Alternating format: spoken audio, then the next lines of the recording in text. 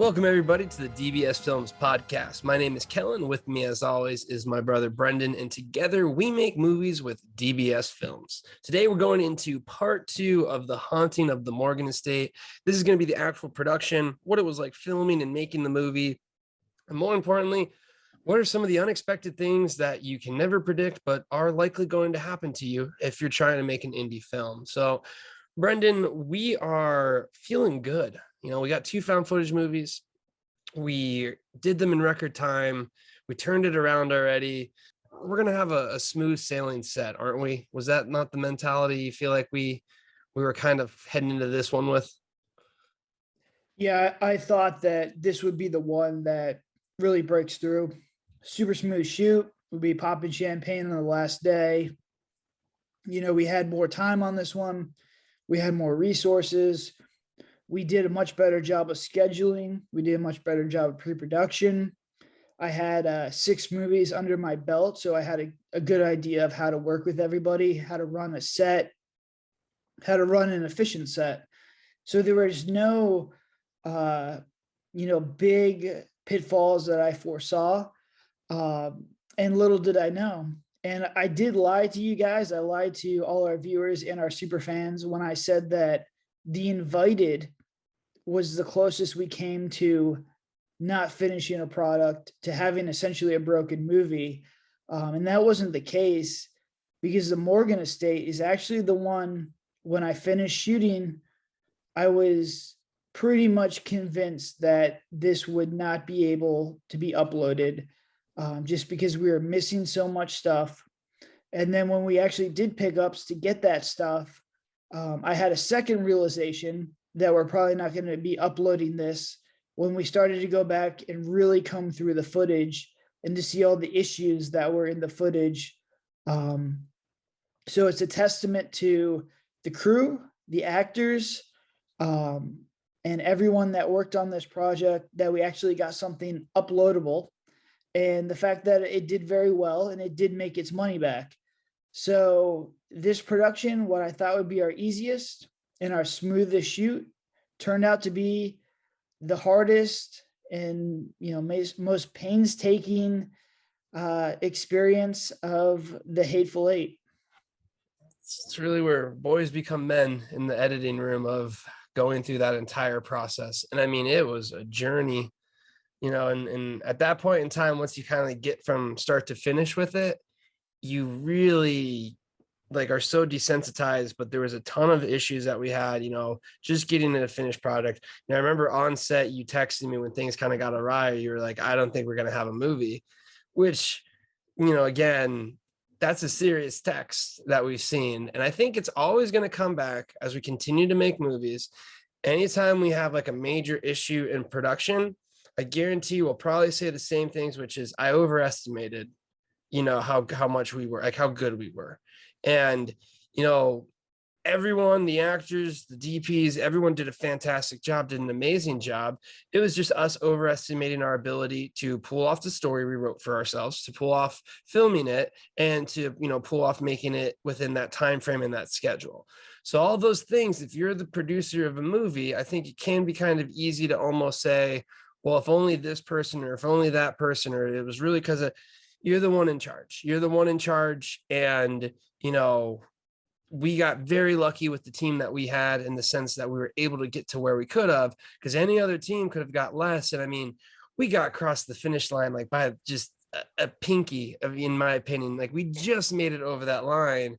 And seeing where it's at now, it almost kind of feels weird to me, because I tend to have to tell people how hard that movie is, because you watch it and you can't really notice too many issues compared to what you can see. We did a really, really good job of being able to think creatively, use the footage we had, and get it done, because we overestimated what we could do going into production. Would you think that a lot of people naturally think filmmaking's easy, but would you want to talk about just a lot of things come up where I think people overestimate just how difficult production is? Yeah, and I think to hone on your point, the most important skill for a filmmaker is problem solving. I think you have to constantly, the minute you start shooting, the minute you step on set, you're problem solving. You're going to have to just concede a lot of things. Your vision, what's happening, and how you thought the movie was going to go, it's out the window. You're going to have concessions after concessions after concessions. And this is just production. When you get to editing, you're going to have even more concessions. So you have to be constantly thinking, in my mindset now is like, all right, well, if we can't get this shot, what can we do to replace it? Or what's a way to fix this situation? Or if we can't get this, or we can't get these shots, how can we do pickups? So I'm constantly thinking about, if this doesn't happen like I wanted it to, then what? If this scene isn't as scary as I thought it would be, then what are we doing? And I think a lot of filmmakers need to have that, that mentality. If you're going to go into a set and you're like, this is my vision and this is how we're going to execute it, and I'm just going to get upset if it's not what I have in my head, you're not going to get a finished product. You're going to, piss people off, and you're going to have a lot of issues on set. So you have to really, and this one really taught me about just having a problem solver mindset and understanding, okay, the best case scenario is we get this shot and we get this scene and it turns out like it was in my head. But if that doesn't happen, what do we do next? And if that doesn't even happen, how do we pick this up, or how do we do it, schedule it into a pickup day? Because when we left the Morgan estate, I didn't have an intro hook. I was missing a ton of transition scenes, and transition scenes as like the characters are moving from room to room or to different locations, and we can't essentially jump cut. That's not possible. So I needed the lead actress or the lead actor to walk around the house to get us through these transitions. And we also didn't have, we were just missing, I think, 3 or 4 big scenes in the movie. So this movie was just, when we got it, like trying to problem solve and reverse engineer these issues was a huge, huge undertaking. Now, the good that came out of that is I don't think I'll ever be in this situation again. And I legitimately 100% thought that I wouldn't have the movie to be uploaded. And the fact that we did get it uploaded was a big confidence booster. So, looking forward, I'm like, all right, well, we're missing stuff with this movie that we're doing now, but it's not as bad as the Morgan estate. And that's going to be probably my mindset for essentially all the movies, hopefully, that I make. At least we'll have something more concrete going into the editing room, or at least, going into the final upload. It's true. I mean, we really do look at each other and mention, well, at least it's not, the Morgan estate, in the sense of, another element to it is, at what point in time do you give up on your project? And I think this goes back to how experience is by far the most valuable thing. Having finished products, finished shorts, something that is completely done, that you have to upload or say this is a finished point, is so critical for any indie filmmaker and any filmmaker in general. Because, man, imagine how we got this thing at Gone stage, at even Invited, even Whitlow. Even had we not worked on how we did with The Haunting of the Suicide House, which gave us pretty much a full picture under our belt with that, at what point would we just say, well, I guess, either let's film later pickups or more pickups, or we got to do an even bigger reshoot? Like, I think a lot of times what happens is, it's pretty shocking when you do get into post, and not only, like, to any filmmaker out there right now who's stuck in post on something that's pretty rough, I would say do what you have to solve it, because if you can be creative in those problem solving, it's going to improve every single step of that process. So that is why, like you're saying, problem solving and just being able to adapt in every single stage of filmmaking, in writing, in producing, in post-production, all of these things require creative problem solving, and each one adds up. Each one's a little percentage increase throughout the movie production. Now we're starting to get everything together. We ended up locating a house, and walk me through kind of the process of, just getting things set up, getting the stage going. Cause I feel like, moving into just production, we were pretty much on pace of how confident we were. It was a smooth casting and getting the location and everything set. Yeah, so the locations worked out really well. We're going to use my office, which is a beautiful, is like a hotel from the 1900s that they retrofitted to be with office spaces. So it's got this cool, unique look to it. It looks like a politician's office. And we were going to lean heavy on that. We secured a really cool estate looking house that was on a lake. It was a 7,000 square foot house. Great location, great for filming. As far as casting, so we had always casted local, and we had always worked with actors that were they were very good, but they didn't have a lot of experience. This was the first one where like, hey, instead of just searching for Florida actors, let's try and expand for, essentially, we did a casting call for the whole United States. We found the male lead out in California, and we flew him out to Orlando. And we found the female lead in New Orleans, and we flew her out to Orlando. Because I wanted to see how much of a difference, having seasoned actors to be on set, would add to our production. How much, or how big of a difference from, actors who are just starting out to versus actors that are, have a lot of experience under their belt, who have been in a lot of TV shows, who have been in some movies, and have more professional experience. I want to see if that could add production value to the movie. And we worked with them. They're super professional. They flew out. Everything was great. Pre-production, as I mentioned before, was great. They did a great job analyzing their characters, giving feedback on the script, on the story. Everyone was ready to go, and I felt really comfortable with everything. The crew, the production crew wise, we worked with the same people that we had for the last couple of movies, so there was no new moving pieces. I think we did add a second DP to run a second camera, but he was a friend of the DPs, and they were really cool together. He was a really nice guy, so there was no issues there. So I felt comfortable with the actors. I felt comfortable with the location. I felt comfortable with the script. I was ready to go. I didn't foresee any kind of problems at all. We had more budget. We have more resources. This should be, in my mind right now, smooth sailing. So we'll get into what actually lies ahead for us. But I think one thing we want to highlight right now is, I think the newer films that we have, besides we'll talk about two different things going into production now. One's going to be the sound, and the other one's going to just be how we use the camera.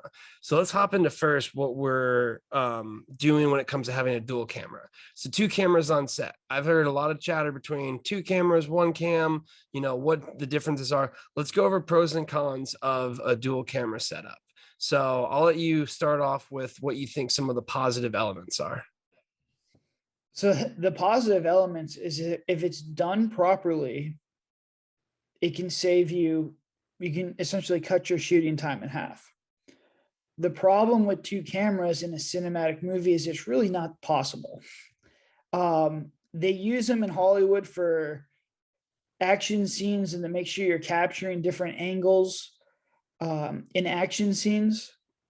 But to do like a dialogue scene or an A and B scene, you're just going to have weird eye lines or just weird angles. You're not going to be able to get the over the shoulder that people are really used to without seeing the other camera. And especially if you're using tighter focal lengths, like 50 and 85, and I think we used 100 on this one, it's just going to look weird. And if you do watch the Morgan Estate and you're a DP, you're like, that angle is very bizarre. It's a weird angle, or their eye lines don't look off, or, they don't look like they're looking at each other. Where the feedback on this movie is everything's very, very tight. Well, they have to be tight because the other camera is right next to the other person. So 2 cameras is mostly for documentary style, and I wish this was, I would have learned this, or it was explained to me not to use 2 cameras. Um, I think you might be able to do it, but would I recommend it? No. So I think in certain situations it might work, but I wouldn't recommend it for indie filmmakers, especially. Yeah, I think when I look at the positives, it really does come down to when it's done right. Because when they do sync up and you do have two very syncable shots from a good take, it's super easy in the editing process too, because you just sync up the 2 cameras. You can hop back perfectly. The movements are always there. You're not kind of fine tuning, one coverage angle versus another coverage angle. A lot of times with one camera, if an actor fails to do the same arm movement or hand movement and you don't catch it, you don't have that. Where for a double camera, when you're cutting, you always have that perfect movement because it's the exact same scene. But I think you just need to have the experience in the scene, the setup of it, and how you film it. And a lot of times in Hollywood, they have completely controlled sets, which are designed to have multiple cameras, which are designed to be shot that way. So a lot of the ingredients for doing multicam correctly, you just don't have the experience, you don't have the budget for it, and it's usually going to end up, like you said, causing a lot more issues than it could be worth. I would say try it, as all film methods, but do understand that just because you double the cameras does not mean you'll have double the coverage. And if anything, you can find yourself having issues with coverage because of it. And then also, the editing game can just become a complete nightmare when things break down and you have multiple scenes, multiple angles, and you're literally scraping through different scenes of different angles. And again, if your DPs are moving around, now your whole scenes that you finally put together are just very odd in how they fit together. So I think that is definitely, the different pros and cons of it. Again, though, I would recommend using it. And I actually I'm pushing us to go back to a dual camera setup just in certain scenes to, again, I think if you're done right, you can really speed up the amount of coverage you get. And it just comes down to that skill level of it. So that's the first thing with the video. And now let's talk about the other major pitfall that we fell into, the audio. Now, the audio for this one was still being used with the boom mic as we were using for the past ones. We've since switched to lav mics after this one and Devil in the Room. So Girl in Cabin 13, we made the big jump of going to lav mics. Let's talk about booms and let's talk about lavs and let's talk about which one you recommend. Yeah, so booms, um, in a perfect world, your your actors would be loved up and you would have a boom operator. I think that is the god tier way to do audio. I think you can capture more ambient stuff with the boom mic, and you can get better audio from the actors with the lav mics. If I had to choose one for indie films, is lavs 100%. The biggest and best return on our investment and our time, because in editing, audio is going to take you a ton of time to edit, is to just buy the lav mics. They're expensive, but I highly recommend them because they're going to you won't need an extra guy on set and you'll get crystal clear audio and there won't be any issues as long as you're watching and monitoring the audio levels in the camera. You won't have any issues. To give you an example, the Morgan estate, I probably spent 60 to 90 days fixing the audio, as in raising and lowering the audio, balancing it, and then also cleaning the audio because there's a lot of stuff in there that just was like refrigerator noise, ambient noise. It was a complete disaster. So 60 to 90 days is what it took to just get the audio to a workable level. If you watch that movie, the audio is still terrible. For the one we're working on now, the Murder House, the lavs were used, and this will take me 3 days to balance the audio. And that's only because there was a lot of peaking, because there was a lot of screaming, there was a lot of high intensity scenes. So there's your difference right there. And it's all right. Yeah, those lavs are expensive, but you're looking at 90 days versus 3 or 4 days to balance the audio. Now, that the disclaimer on that is I made sure that the audio levels were where they needed to be coming into the camera, so I don't really need to balance them. But even if I did, to balance them wouldn't take as much time as if you have a boom mic, you have to really make sure you have a boom operator that understands what they're doing. They have to be a similar distance away from the actors. They have to make sure the levels are coming in properly.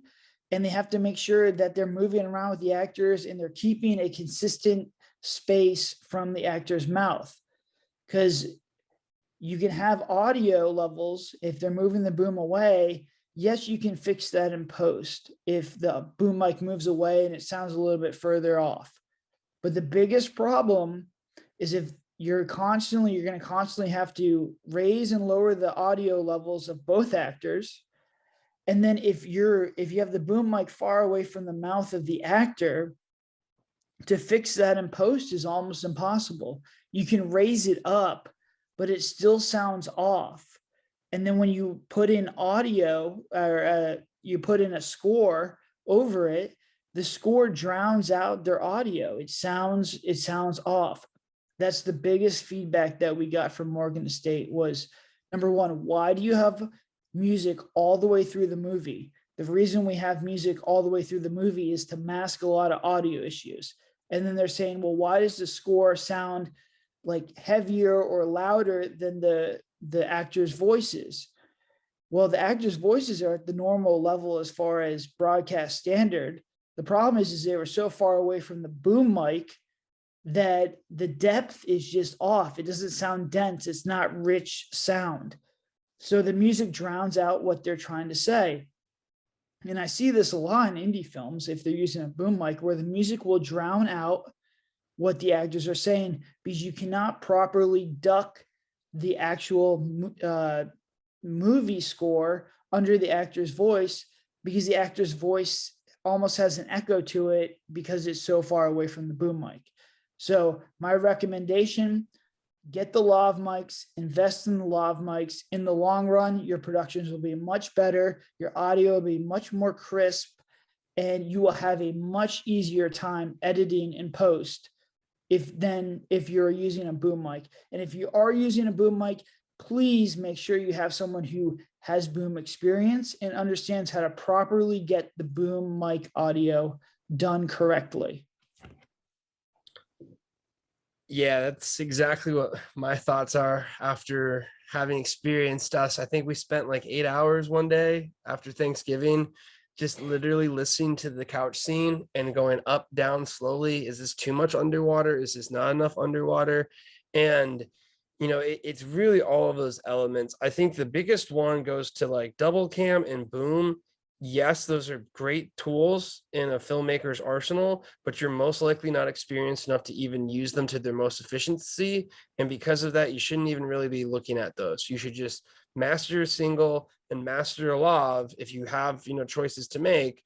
Because again, we watch indie movies now and I can immediately tell you when they're using a boom, and immediately when it's improper. It stands out to me. It is the quickest thing.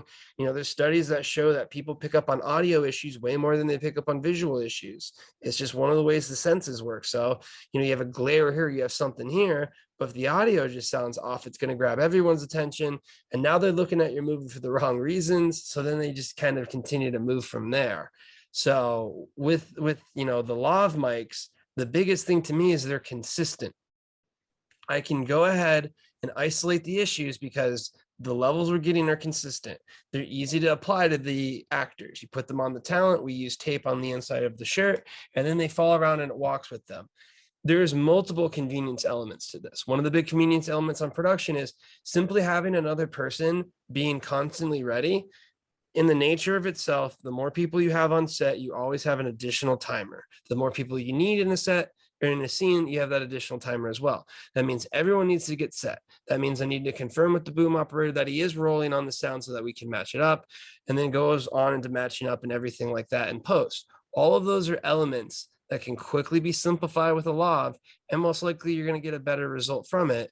Because again, if the biggest issue was we literally could feel where he was moving around with the boom mic because we had to scrap footage together. So in one scene he might have been further back, in one scene he wasn't.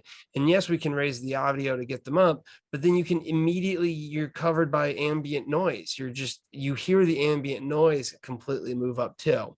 So it makes it so much harder when you're just trying to get by and you're losing whole scenes and coverage because of the audio. So much so that we literally have times, if you see the back of their head and they're talking and they're the one talking, the reason we're showing the back of their head and they're talking is because we are pulling audio from another scene that's having them say those lines because we couldn't stay on them. And that's just the level that can end up happening with any indie film. It's just the nature of how hard it can be. So lav mics, 100% worth it. I love them. And it's a hard job. A boom operator is a hard job. That is someone that's got to be very dedicated to what they're doing. And it's more so, I think people underestimate how hard a boom operator is because they're like, oh, you just hold the boom and then you're good. Yes, you hold it consistently in place for 14 hours a day. And you make sure that you do a perfect, like there's a reason that these are very highly talented people. So let's simplify it. Let's go ahead with lavs. Now we're heading into production. Let's dive in. Day one. Yeah, so we had a day zero. And it was me, the DP, and a couple of my the writers came on set to, walk through the house, and we did some day zero stuff as far as like where we're going to do the scares, where the bigger scenes of the movie are going to take place. We started to scout some coverage to see how we were going to shoot things. We had the PA go and pick up the talent from the airport at night. We brought them in. We had a big dinner, but that was just day zero. Is mostly with myself and the crew, just exploring the house. I was starting to get an idea of how we can mold the script to the shooting locations. We went out there. We had a bonding dinner. We went out and got sushi, I believe, and this was the first time everyone met face to face. And for this movie, the lead actor and the actress, there's a lot of kissing and touching, which is very difficult for indie films to do. It's very difficult for us to do. So the fact that they got to meet each other and felt comfortable with each other over dinner was a big thing. So I thought that was kind of cool that they were able to, they had talked to each other before on the phone, but they never really had time to meet. And this was the first time where we actually had like everyone on the production meet beforehand at a location and then, go to the actual shooting location. Most of the time it was done via Zoom or phone calls or Skypes, just because everyone lived in a different location. We didn't have time to actually personally meet.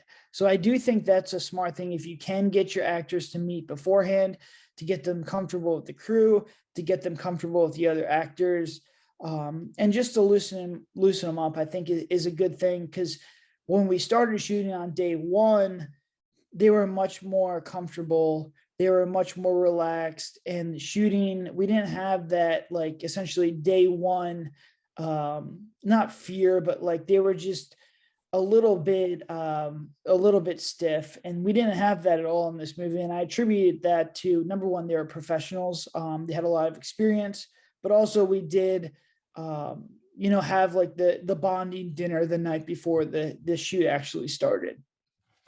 Yeah, so for this set, I actually wasn't there. It was during the same weekend as Wakeboard National, so I was out, and I remember just being like, "Yo, how's it going? How's it going?" And it was good. Things are going good. The typical hype of what it's like to be on a set. It still is such a rush. So it's really such a rush in the sense of making things happen, making things come together. So, I remember it being a really good start. And then I remember before I left, I had a completely different series of text messages, just because that just shows you how shoots can go. And every single day is vital. And it's more so you have to perform. And, if you like one bad day, one bad shoot, one bad issue can completely derail a movie, especially if you're not problem solving, because you're constantly problem solving. So we're kind of getting through the mix of it. What were kind of some of the first, issues that started arising on shoot? Well, I mean, to go back to your point, I definitely think that this one suffered from not having an on-set editor. I think we were missing a lot of transitions. Um, and I think like this is why we highly recommend that if you're a director or a producer, that you have editing experience so you can be like, hey man, I don't think this is going to cut together properly, or I think we're just missing something here. Can we take a little bit more time to just make sure we have this? And at this point, I had experience editing, but not heavy experience. But I was getting like all these little things in my head where I was like, I don't know if this is going to cut together. And I don't know if we got all the coverage that we needed. But I was like, all right, you know what? I trust the DP. I trust, the production. I think we'll be fine. But if we had an onset editor, Kel could have been like, hey, we're missing these transitions, which would have saved us a lot of time in post-production, because we were missing a lot of transitions in this movie. It didn't flow as well as the other movies that we had. And we essentially had to pick up a lot of transitions of like the actress's hands or the actress's feet. And when I say actress, it was essentially our PA, Sammy. We had to pick up a lot of her just walking through the house because we didn't have these transitions. So it comes back to number one, having editing experience, and number two, having someone editing the movie on the fly to be like, hey, guys, don't break down this scene just yet. We're just missing one shot. Or, if we do break down the scene at the end of the day, the last day, you're like, hey, let's just get the actress or the actor walking through the house to make sure we have everything, because I don't think we have the transition shots that we possibly need. So I think those are both very important. Yeah, I mean, that really does highlight the benefit of having someone on set editing. And I mean, even if you look at the difference with the devil in the room, yeah, we had the same issues, but when I'm there on set and I can actually take a look at, what we're filming, we're looking at the key critical points and then transitions between them. And then I just kind of confirm we got elements in the scene to put them together. When you're missing those transition points, or if you're missing the key scenes, that's when things really can break down. I mean, we had to do pickups for the end scene. We had to do pickups for the intro as well. But when we're going through the process on set, one of the easier things about just having that information of what's working, what's not working, is we can then prioritize what we need to film. So if I'm like, hey man, we don't have this transition, and because we don't have this transition and we're setting up for this, also have the actor do this, and now we can use it in two different places. So you can be strategic about those critical moments you have in the future. And again, it doesn't take much editing skill for this. You're really just trying to drag things together, and are they flowing? Right now I look at what footage we have, and I can confidently go to my brother and say, yes, we have enough, or no, we do not have enough. And he'll always be like, I don't know, what about this? And I'll be like, look, take a look at this. And then once you see it, there's such a relieving feeling of being able to see the footage that you did on set, because you can 100% confirm that you have it and you'll be good. And that's such a powerful thing to have in the post-production, just being like, nope, we're already good. I know we locked it in what we needed on set. So, I think if you guys can look at having someone do that, or training someone to do that, even just having it so you go back there and they have the footage ready for you to quickly look at, all of those things will give you huge advantages in maximizing your time. So, we didn't have the on-site editor, which again is going to lead to just issues in itself. But when did things kind of start having, their issues? And again, with film, it can happen at any day, for any time, or any reason. Well, there wasn't a lot of issues with this one. I think, until the end of the shoot, we were always struggling with time because we went away from the having one location model. So we had one location for Whitlow, We had one location for the unseen. We had one location for suicide house, and we had one location for the into the forest. This one we had multiple locations. We had the estate house, which was 45 minutes away from the office, which is my office, which is where probably about 10 or 15% of the movie took place before. So we went from the estate to the office. And then we also had this beach scene, or it's like a lakeside scene. So we had to go to the lake. Actually, it might have been a beach. I can't remember if it was a lake or a beach, but we had to go to that. And that was like another hour away. So you're asking to, in a 7-day shoot, set up and break down a set 3 or 4 times and then move to those locations. It takes a lot of time. You're losing hours and hours of, possible shooting time. So to go to, to different locations, if you want to do that, which I think is valuable, because I think this movie shows that it looks like it has more production value because it has the estate, it has a lake, it has a beach, it has an office. I think it looks like a higher production budget. The downside is to set up that equipment, to drive an hour each way. That's valuable shooting time. So I think once we started moving locations, we started to fall behind a little bit, and we started to move into a run and gun mode. And when you're in run and gun mode, you're not really sure if you're getting the proper coverage. Like I said, we didn't have someone editing the footage. You're just trying to get through the scene and then try and catch up, essentially. And spoiler alert, when you're trying to catch up, you never do. You only fall further back behind. So I think we were constantly playing catch up with this one, but we had everything we kind of needed. We were making, the schedule. We were doing a good job of sticking to the schedule until really the last day of the shoot was when things really kind of fell apart. So that's a great point to make, where the unexpected things are little tiny things that delay you in the different scenes. So for whatever reason, something happens that causes, whether it's location that you didn't quite estimate the time for, all of these things, it's a very, very tough process to just plan out, something as intricate as a movie shoot.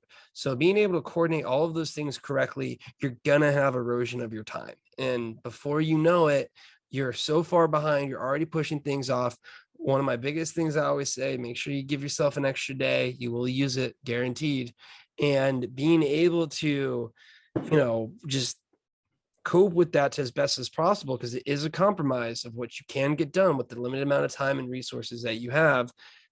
Oftentimes it's that grand effect of all of those things adding up that becomes the problem, not just specific items.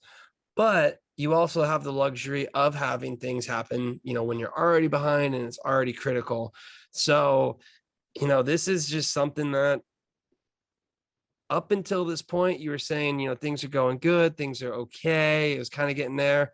But then after this night, I don't know if we'll have a movie. So let's walk us through kind of what happened that last day. So we're actively following the schedule, and we had more time on this one, and we felt confident. We're going to the last day, and we still had the climax of the movie and the intro of the movie. This is going to be a big time indie mistake. And I feel like I made this mistake through most of my movies. So I feel like it's pretty relevant to any independent filmmaker out there. You save the hardest shots in your movie till last. You just kind of put them off. That is the worst thing you could possibly do. So for this movie, we had the intro hook of the movie, and the climax on the last day. The two most important scenes of the movie I put off towards the end, which is a huge mistake. And I've done it multiple times before, and I thought I'd learn from it, but I never did. And this one really was the learning experience for me, because your actors are tired. Everyone's tired. You're not going to get the best performance of them from your actors on the last day. And 99% of the time, you're going to be rushing. You're not going to be able to give the intro hook or the climax, the two most important parts of your movie, the time they deserve. So going into it, we were actually doing pretty well. We needed the intro and the climax. I think it was like 7 or 8 o'clock at night. Essentially, the ghost grabs her and pulls her into the attic, and she wakes up, and it's like a dream. So the ghost is telling her like something happened to me, essentially. Well, what happened was the PA who played the ghost had rubbed some like fiberglass insulation on her hand and had put it on the lead actress's face to cover it up and pull her into the attic for the pop scare. The issue was the lead actress had some kind of allergic reaction to the fiberglass, and essentially her face swelled up.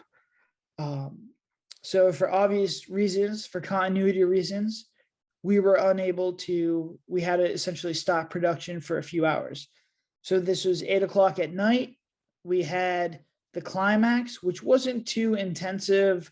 It had a lot of stuff in it, but we could have been done by maybe 12 or 1 o'clock. And then we had the intro hook, which only involved the PA. She was going to be the girl who got killed.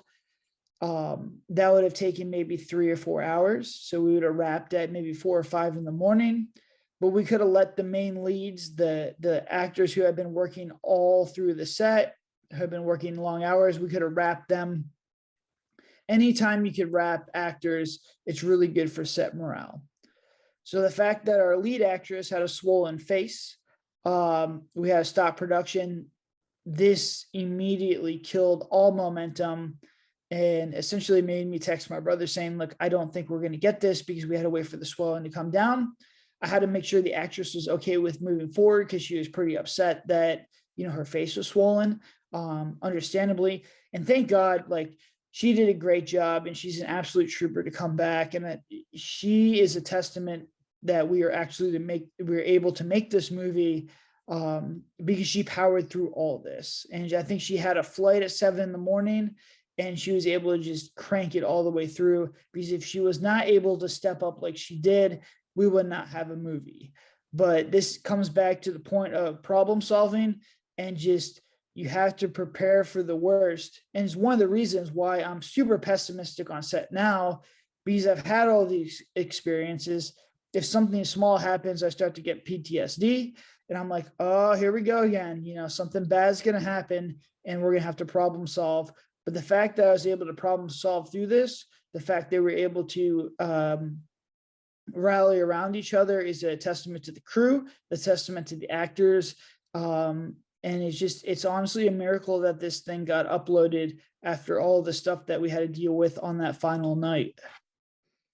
Yeah, that's the thing that I really kind of want to highlight out of these shoots is it's, expect the unexpected is kind of the way to sum it up in a small way, but you'll have errors that just put you out of commission in the sense of being able to film. There's plenty of errors, and there's a lot of different moving parts. And realistically, the way to solve any of these errors as you scale up is a massive budget. And you don't have that as an indie producer. So you're so reliant on the crew, the cast, all of the team around you for every single second on stage or on set. And, if anything happens to any of them, it's almost, something that puts the entire production out. So I think having multiple people on set too, every time you have an additional person, you're increasing the odds of something happening. And all of the movies that we've made, we just had very, very, very fortunate luck with how we've been able to work with such amazing people in our history, because there's so many spots, like we're barely getting through these movies. And had we had one person, not step up, well, there goes the entire movie. So, that really, again, with us, not only giving all of the praise that we possibly can for it, but still telling you things are going to get bad. I just hope any indie filmmaker out there just understands My brother is not joking. He will not be happy until we are done on set. Literally, he gets happy for B-roll because we usually save B-roll at the end. So after that, he's kind of like up there. But even then, we're still usually racing against the fact that like the sun's coming up in like 2 to 3 hours. So understand that mentality. Understand that you need to just go in there and understand how critical your crew is, so that like anytime you can work with them and just be a good person, it's gonna go miles when it comes to that day 5, because I'm sure, how do we not have the bonding experience of the first few days, or how the set had day 5 come up, she's just like, I'm done, I'm out of here. And I wouldn't have blamed her for everything that she went through with it. So that's just something to keep in mind as a filmmaker. For any production, you are super critical, reliant on just your team, and anything can happen at any point in time to put you down. So you really, I don't think you can ever do better than you expect on set. You really have to just try and not erode yourself and problem solve as much as possible. Now, this was something, like I said, I got a text message. I was out in Texas at the time, and it said, "Hey, I don't think this movie's going to get made," which, I mean, to me, that's just something I would never expect, because this is our 7th movie and everything's been going super smooth and super good. I think the hardest part of this, and we'll go into it more in our part 3 episode coming up, was the editing. But, I think one of the issues with coming off the set is like, you didn't quite know where you were. You knew you ran and shot a whole bunch of stuff and got the coverage that was supposed to link together. But you also mentioned you had a sinking feeling in your gut, like building of, do we quite have the coverage? So you're rapping again, barely getting things out there, just getting our actors. Literally, you're holding an Uber out for the person. So let's talk about how you came to the very end of the shoot real quick, and then we'll get to kind of how you felt afterwards, because that was kind of the race against time with the DBS sprint at the end. So walk me through the last few hours of the shoot. Yeah, so it's a good story. And I just want to reiterate, the fact that we had these actors that were super professional and they did such an unbelievable job. And I really owe them a ton of gratitude. So if they're listening to this, I appreciate, everything you guys did, because without the actors being as understanding as they were, we would never have a movie. And the crew did such a great job. Like, I go back to, please try and use, find the right people, get them on your bus and just put them in the right position to succeed is so critical. And try and use the same people and over and over again. Because if I had another crew on this set, we wouldn't have an uploaded movie. It was, a testament to everyone that worked on this project. They were actually able to upload something to Amazon, because of all the mistakes that I made on this movie. So, it was a crazy experience, but I think everyone who worked on it did such a great job that they were able to overcome a lot of the things that I just underestimated or I overlooked. Now, in the final shot of the day, we had 2 actors. I think both were leaving at like 6:30 in the morning to go to the airport. We still needed the climax scene. It involved both actors. So there was no shot at picking it up. If we didn't get this scene, we were totally screwed. There would never be Morgan Estate. So I'm rushing, we're running and gunning. And it's a crazy scene where the actress has to get on top of the other actor and she stabs him in the neck with a scalpel. So not only do we have a crazy fight scene, we have a crazy stabbing scene, we have blood, we have special effects. We have like the ghost girl in the movie on the stairs. Super complicated scene. And I think I had like an hour and a half to do it. So we're like, all right, let's just go. Let's get it done. The swelling on the main actress's face was down. So we're like, all right, you guys ready to do this? Like, let's go. So we do the scene. We get as much coverage as we can, which is not enough. We ran late. We couldn't get done in an hour and a half. So it's like 2 hours. Both the Ubers for the actors are outside the house. We have the front doors open. They're watching, the Uber drivers are watching the scene play out. The main actor is covered in blood. The main actress is covered in blood. And I'm just like, listen, guys, like to the Uber drivers, I'm like, listen, guys, I will pay you like an extra 20 or $50 or whatever just to stay here for a little bit longer because they were like way beyond the scheduled time. We get the scene done. The actress has to go and like wipe all the blood off her face. The main actor is just covered in blood, so he has to go take a shower. He comes running down the steps, falls all the way down this like flight of steps, gets up, grabs a suitcase, and gets in the Uber. So we have two Uber drivers who have been waiting for pretty much an hour. They get into, with these bloodied up actors, and then we take them to the airport. They both make their flights on time, and we spend, I think, the next 4 or 6 hours like cleaning up the location because it's just covered in blood. But I don't think you get any closer to not finishing a movie than what we did there, because we were literally minutes to spare. It was so incredibly close. And once again, it was just a testament to the crew, it was a testament to the actors. And shout out to the Uber drivers too for just staying a little bit longer than they needed to.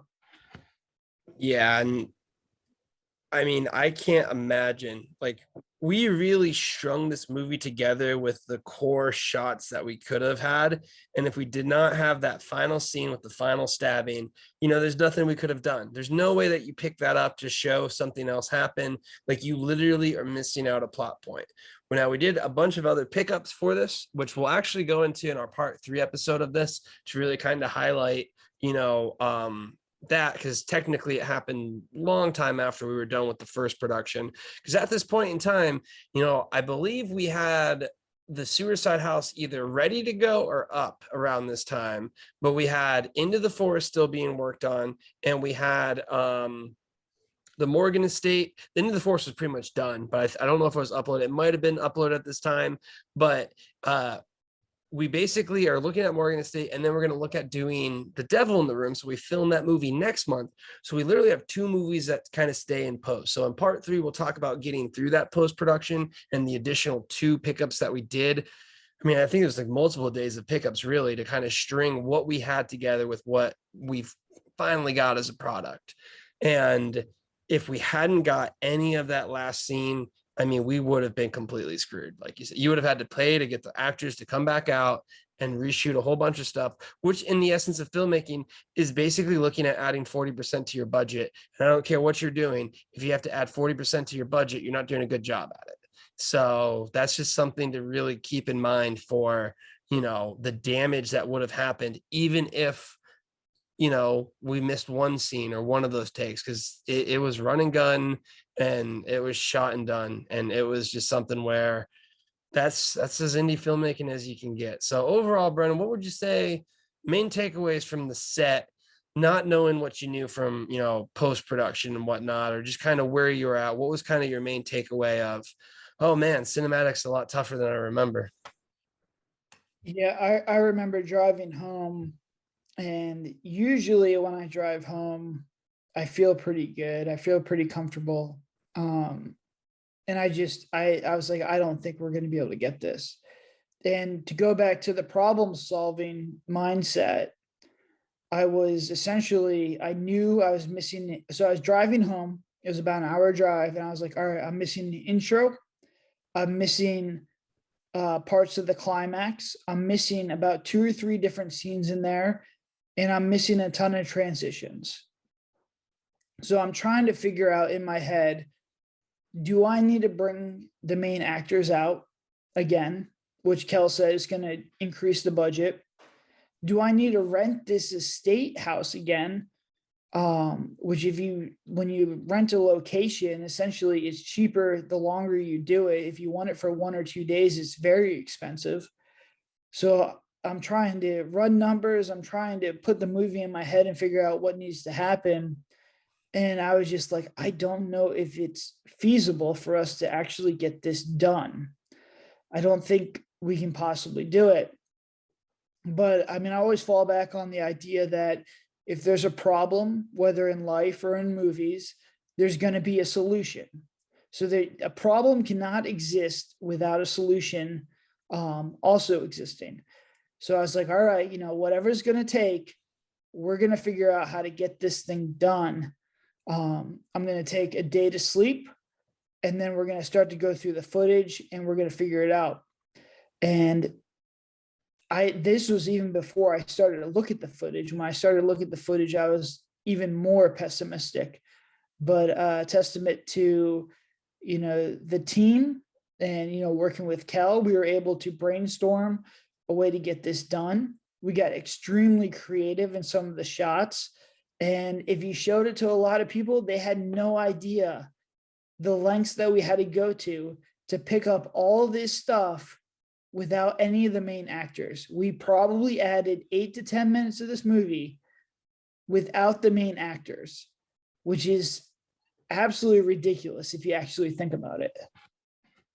Yeah, I mean, that is something that always sticks with me. Anytime someone's like, "Oh, this movie's so good, this is great." I just wish they could see what we went through to to get there, because it really was such a huge monumental effort of just time and editing, like hours and hours and hours. But you know what?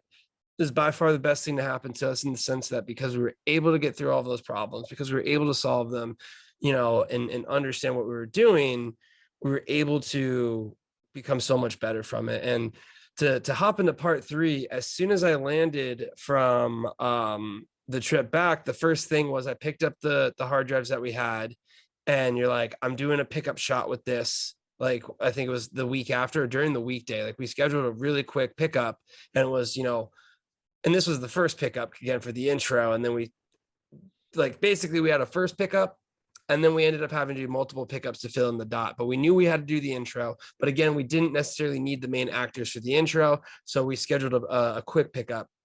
First thing that we did is, as soon as we landed and I got the footage, I literally spent, it was probably like over the course of 3 days, like 36 hours straight, just editing to get to the rough. And I point to that weekend of me just editing to what made me a really good editor now, because going through, getting the footage, diving in there, trying to figure out what we need, what we don't need. Because that intro day, we ended up spending the entire night there, getting a whole bunch of pickups. We had multiple conversations, and this is within a 5-day span. So this was how fast that we can move when we're really focused and passionate about making something happen. We had a rough in 36 hours of a basically broken movie. And we were able to say, this is the way it flows. Here's our critical issues. And the process of doing that is really, really, it just makes you so much better. And while it was something I wouldn't recommend, in the sense of it's not very fun to do, if you ever find yourself in that situation and you do it, it's going to make you so much better at filmmaking. So being able to diagnose that, and again, this is something that would not have been possible if it wasn't for us starting to get into editing. But because of all of the issues with this, it basically made my brother and I just, all right, looks like we're living in Premiere from now on. How do we fix this thing? So, would you say that really the production, I think honestly the best thing that came out of this production was getting us much more involved in the process of working on and touching up a movie? Yeah, I mean, I would agree. I would say the Morgan estate is forever in my heart because I could always go back to it and I could always say, all right, we may not have everything. I may have made a lot of mistakes on set. This shoot probably didn't go as well as I thought it would. And I could be leaving a set and I could feel, brokenhearted or, disappointed in myself. But at the end of the day, I could always sit there and say, at least this wasn't the Morgan estate. At least I understand I went through hell to get this movie made. We did it against all odds. And, this is the lowest point. And the fact that we were able to make a movie from this, I don't think I'll ever be in this situation again. And I cross my fingers and I'll knock on wood that I'll never be in this situation again. But it's a pivoting moment. I think all filmmakers need to realize how important problem solving is. And I learned more from the Morgan estate than I have with any other movie that we've made. And so the $10,000 or whatever we spent on the budget for this one was the most beneficial tuition I have ever spent on anything. And it was such a beneficial experience. It's a testament again to my crew, to the actors, to everyone that worked on this. But this one really cemented DBS, and it really will allow us to springboard to better projects in the future and to really make sure that we're not making the same mistakes again. Without the Morgan estate and without the problems that we solved and without the confidence that we got from solving these problems, I don't think we would be at the same position we are right now.